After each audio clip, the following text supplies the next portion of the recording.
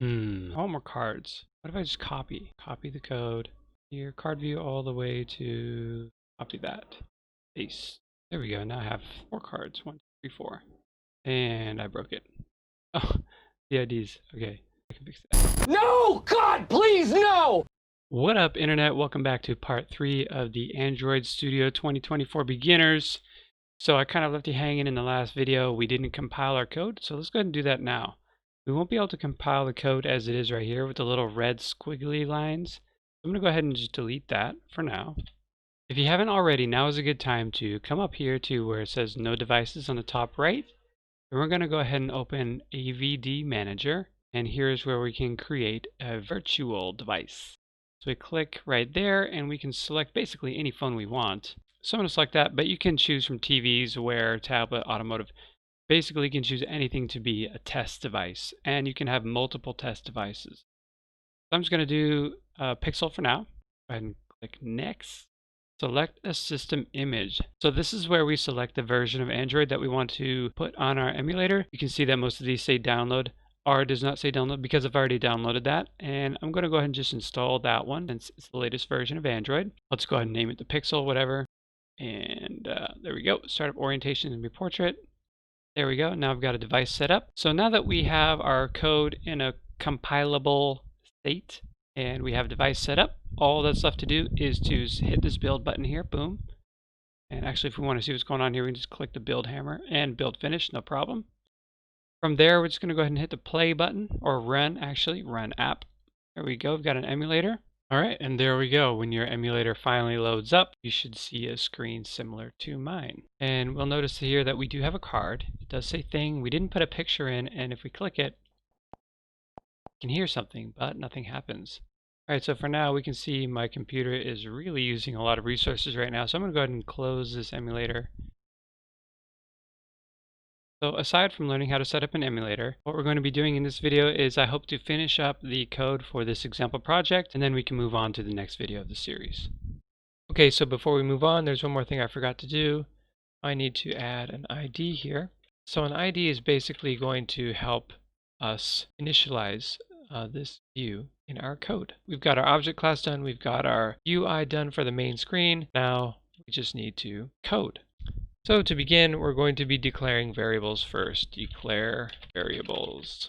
So we're going to declare that right under public class main activity. For now, we're going to just declare 2 variables. We're going to declare the card view, private card. Oh, great. So Android Studio says, what are you talking about? Are you talking about this? Yep, that's what I'm talking about. Alt Enter, and Android Studio has done something for me. We can see that Android has imported the necessary package for us. And as usual, autocomplete for the save there. Private text view. You can see text view is capitalized first. And when I try to type in a variable, it already knows pretty much what I'm going to type there. So we've declared our variables. The next thing to do is initialize variables. We're going to initialize them in the onCreate method. But we need to override that because obviously we need to tell it to do other things in addition to what it is already doing. Initialize the declared variables. So I'm just going to say card view gets, and we're going to use this convenient little thing to find by ID, r.id.card view. And this is the same ID that we gave it moments ago that I had forgotten. The ID card view is how we initialize this variable, and autocomplete knows what we're trying to do.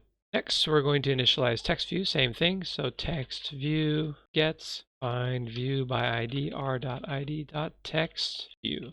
Great, now our views are initialized. Next, we're going to create an object using the object class that we just created. So create an object using our object class.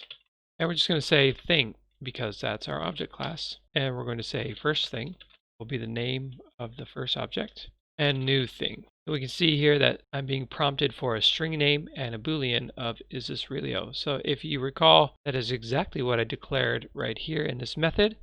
This is how we create a new object. So we're just going to call this thing. And then we're going to just declare a boolean, whether it's going to be true or false. Let's say it's true.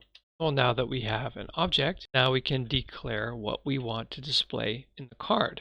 On this card, I wanted to say the name of the object, and we can say then text view.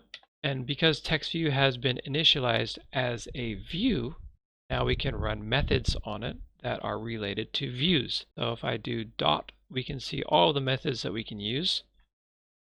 In this case, we're going to be using one called set text. So here, I mean, theoretically, I could just type the name of it thing here, but then we're hard coding it and we don't want to do that. So we're just going to say first thing dot get name. And now that's not hard coded. I do want to be able to click this card and then go to the next screen. That's what I want to do. So let's go ahead and do that. In order to do that, we need to do card view, and then we need to run method on that, and Android Studio knows what I want to do.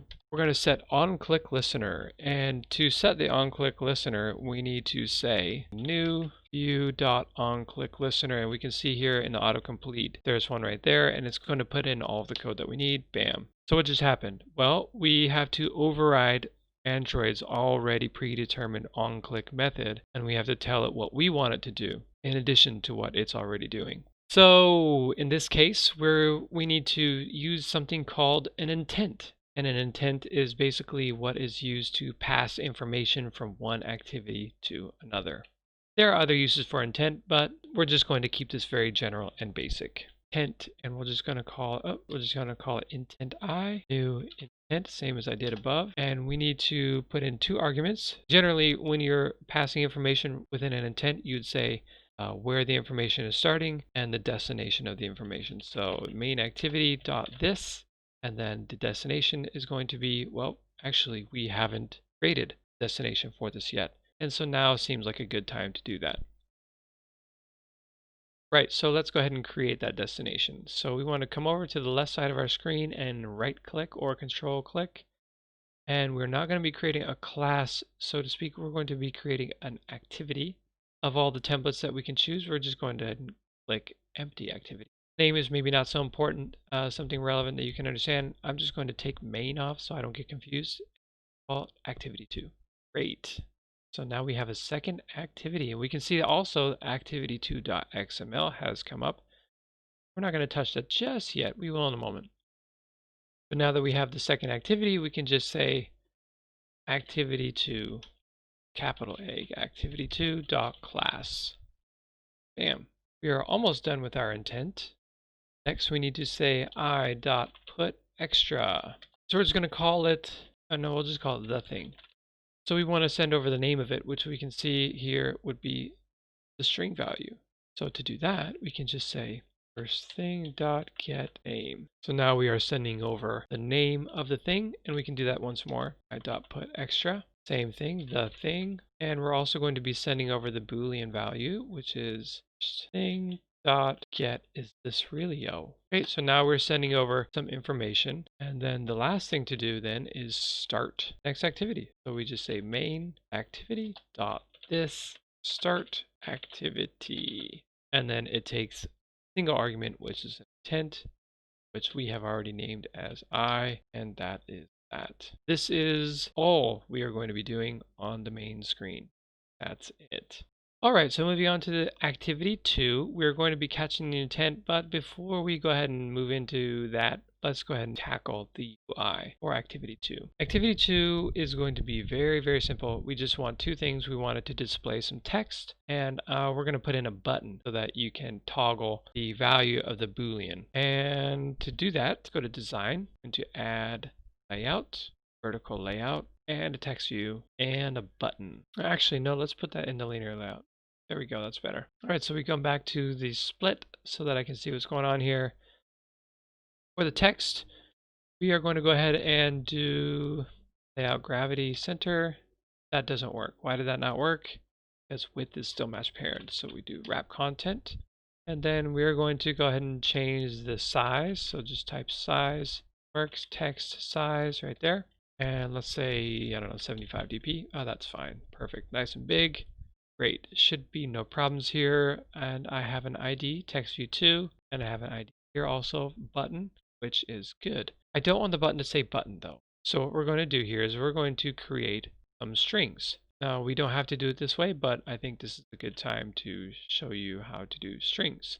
So strings.xml, if you go to the res folder, values, strings, that's where we are right here, strings.xml, can see that we already have an app name called example project. This is where we're going to set static strings that we might want to be using within our app.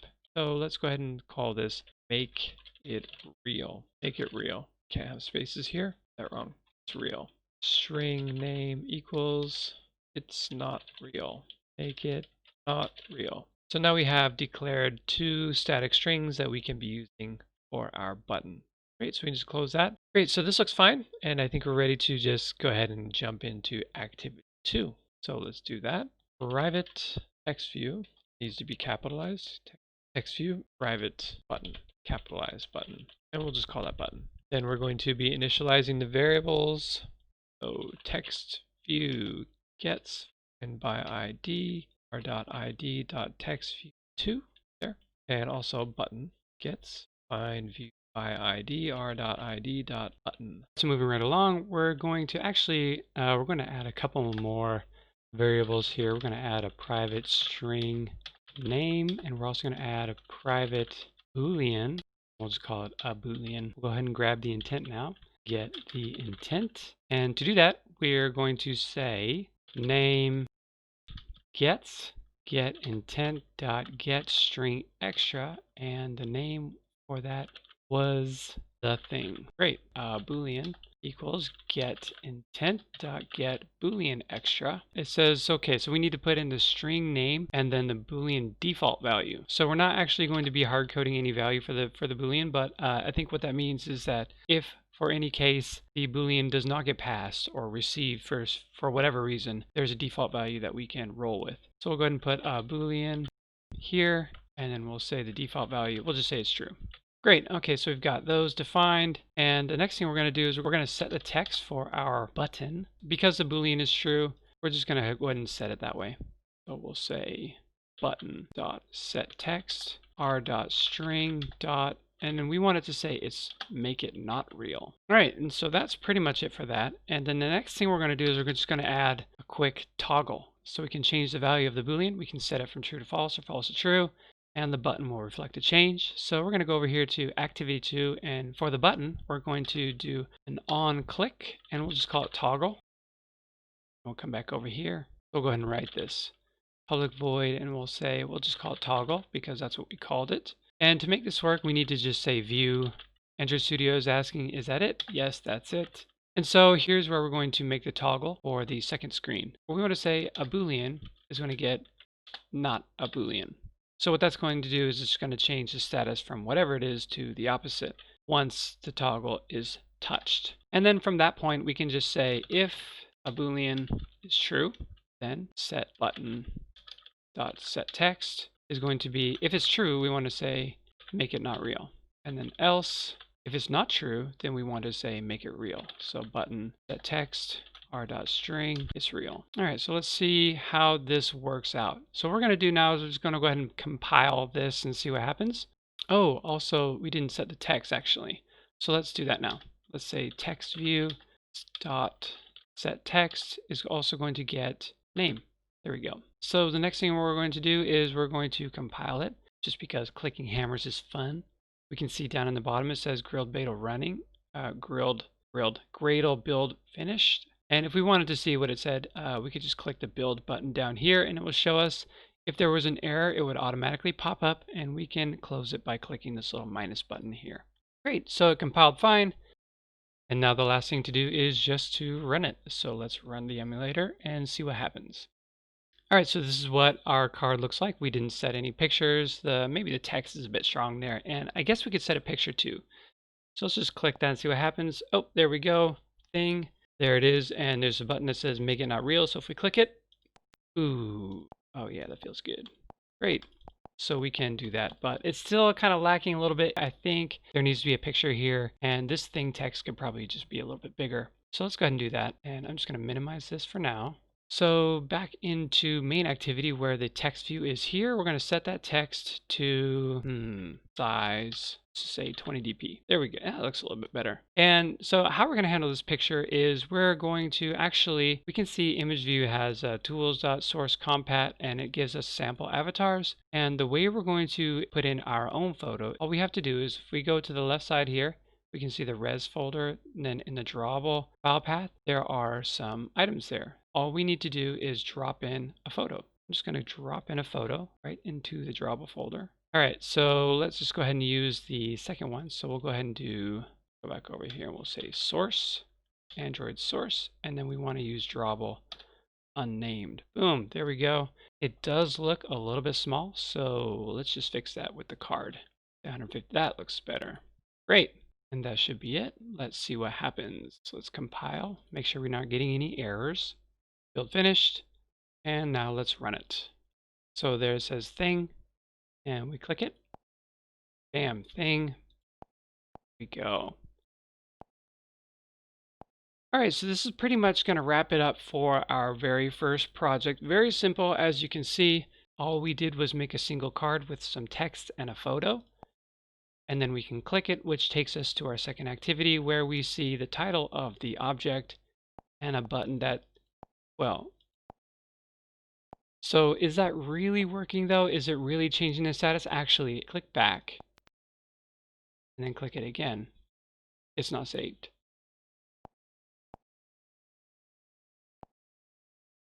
Right, so there's a problem already because we're actually not changing the status of the actual object. With the intent, we pass the status of that object, but what we got over here was kind of like a copy of it. And so when we click the toggle button, we're actually not changing the variable of the object, which we have here, which is the Boolean, is it real or not? It's not changing that object variable. It's only changing a copy of the variable on the second activity, which is why when we click a button here, yes, it's getting changed here on this screen, a copy of it. But if we go back, click it again, it's not saved because whatever instance of that variable is now lost. So then I leave you with this. How do we solve the problem of changing the status of the object, not a copy of the Boolean? And how do we make it save? So in the next video, that's what we're going to be tackling. We're going to be implementing a new interface called serializable, which will allow us to pass the whole object from the first activity to the second activity, and it will also allow us to save it. So that was it. Thank you very much for watching. I appreciate it. If you enjoy the content, please do show some support. It goes a long way, and I'll see you in the next video.